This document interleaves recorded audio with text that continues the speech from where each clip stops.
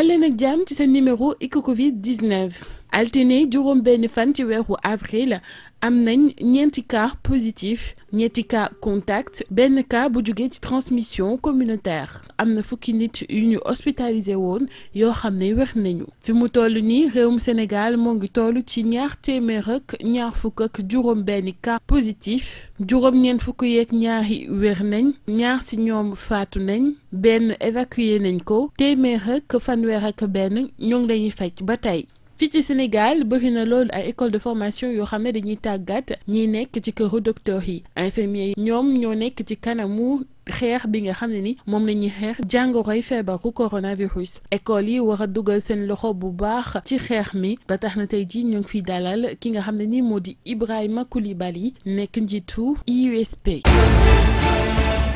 ban rôle école formation yi ci wàllu wérgu yaram am ngir xeex jàngoroy feebaru coronavirus. kenn mënul wax nag système national de santé te tuddoo infirmier ndax infirmier mooy ki nga xam ni moo gën jege patient bi au niveau des structures de santé durant tout le parcours de soins infirmier bi mooy nekk ak patient bi contexte su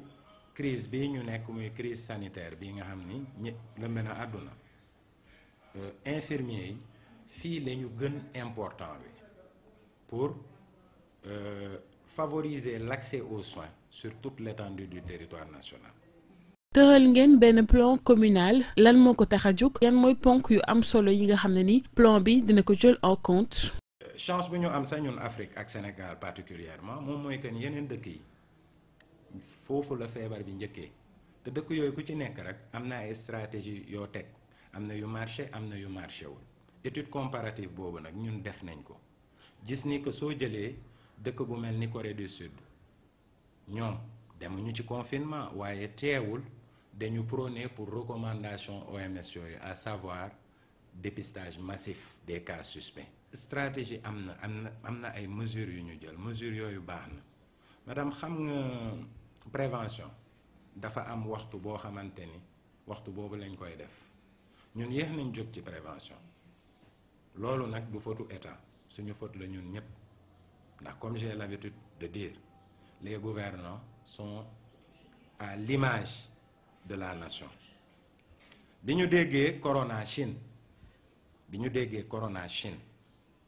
ñun ñëpp dañu xalaatoon ne du fi agsi am na sax ñu demoon ba ne corona du dal nit ku ñuul fii dafa tàng ak yooyu yëpp jamono jooju nag moo doon jamono prévention primaire fexe teg ay mesures ba corona du fi dugg. yàlla mooy dogal na ba corona dugg na fi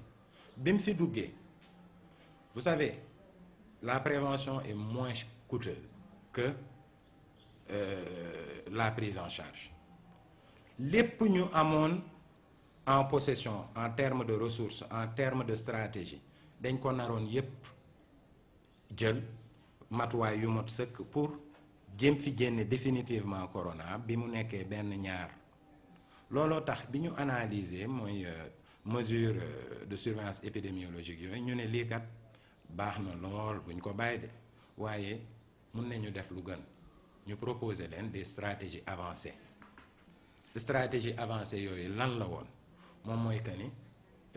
du nit yi ñooy jógee ci communauté yi di dem vers les structures de santé seulement qu'il y ait des unités mobiles qui partent vers les populations pour identifier les cas suspects. ban stratégie lañu war a taxawal ngir mu gën a mën a saytu bu baax mbas mi. Au fait, au niveau du Sénégal, nous savons qu'en matière d'administration territoriale, le Sénégal est à la fois un État déconcentré et décentralisé. En ce sens où même si nous savons que les politiques et les stratégies dañuy jóge au niveau central. mais niveau d'exécution niveau d'opérationnalisation dafa am ay compétences yoo xam ni c'est dédié aux communes yan compétences en matière de santé par exemple am na action sociale ñu ngi wax budget boo xamante ni dañ koy séddaleeg nit yeeg yooyu loolu action sociale ci compétence su commune la bokk prévention ak promotion de la santé aussi ci niveau ci compétence communale la bokk looloo taxoon ñu ne au lieu communes yi di toog état bi di def lépp en son centre est-ce que duñu gën favoriser une intelligence collective, une méthode participative où l'ensemble des acteurs pourront se regrouper pour combattre affaire bi nga xamante ni musiba la waaw looloo taxoon ñu defaroon benn draft de plan au niveau communal. Dans ce draft-là, il y a 4 axes. Axe communication, te communication digitale la ñu wax ndax plan commune buñ ma wan ci benn district bu ñu defaroon dem ci gis ci biir flyers te contexte maladie bi naruñu communiquer ak flyers waaw donc et puis au niveau de l'administration centrale gis nañu qu'il y a un plan stratégique de santé digitale de 2018 à 2023 Sénégal dañuy bind kayit yu rafet waaye dans la mise en œuvre aussi day des waaw lu ñuy wax nag ñun dañu xam ni ñun ñëpp a bokk Sénégal te amuñu lenn lu gën cher Sénégal pour ñun moo tax ñii ñu ngi yëkkati ay koppar di joxe ñii ñu ngi yëkkati ay dund di joxe ñun ay enseignants chercheurs lañu lu ñu mun def moom mooy xalaat suñu xel ñu jébbal ko ñi nga xam ni ñoom ñooy décider. lan ngeen fas yéene def ngir gën a dugal seen loxo ci xeex mi. ñu def suñu refonte site jël benn tijji ci benn page boo xamante ni c'est pour inciter l'ensemble des agents de santé yi nga xamante ni ils sont disponibles à remplir benn formulaire foofu pour am benn base de données. Aussi en interne ici, nous formons des agents de santé depuis plusieurs décennies. On a des bases de données de l'ensemble de nos étudiants diplômés qui travaillent ici comme à l'étranger. Et je pense que loolu nga wax noonu la mobilisation des ressources humaines étant donné que ñun sore nañu taux de couverture yu OMS wax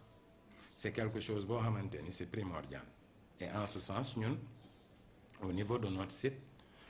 il y a des manifestations qui se font là-bas. Et puis par rapport à la formation aussi, puisque proposé nañu au niveau du district nord de rédiger un plan de formation à tous les niveaux par rapport aux structures dans la circonscription du district, un plan de formation destiné aux agents de santé. OMS mi ngi koy def des formations en ligne, e-Protect, avec des ressources pédagogiques adaptées, mises à jour au quotidien en ligne. Pourquoi pas ñun? Et puis le pire moom mooy que ni on parle de plan stratégique de santé digitale. te j'ai demandé au niveau des districts ndegam am ngeen leen site amuñu site.